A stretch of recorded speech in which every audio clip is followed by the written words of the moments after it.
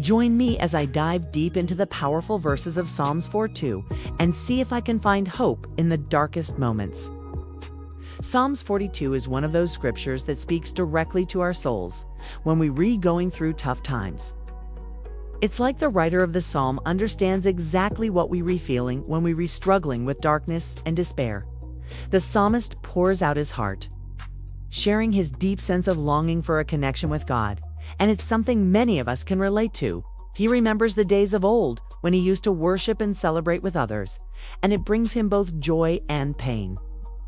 He's not afraid to express his doubts and fears, but at the same time, he's holding on to hope.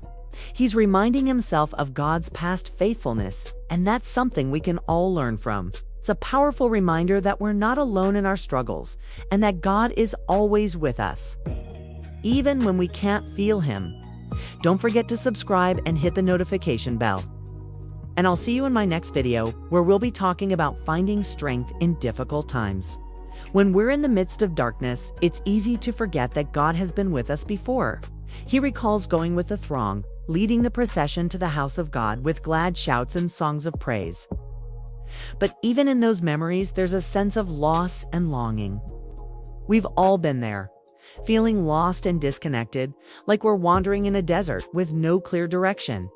The psalmist describes it so vividly, talking about his soul thirsting for God, for the living God, and how he longs to come near to Him. The psalmist says, "Why are you cast down, O my soul? And why are you in turmoil within me? Hope in God. For I shall again praise Him, my salvation and my God." It's a turning point, really. A reminder that even in our darkest moments, there's always hope. These feelings of despair and longing for connection are universal, aren't they?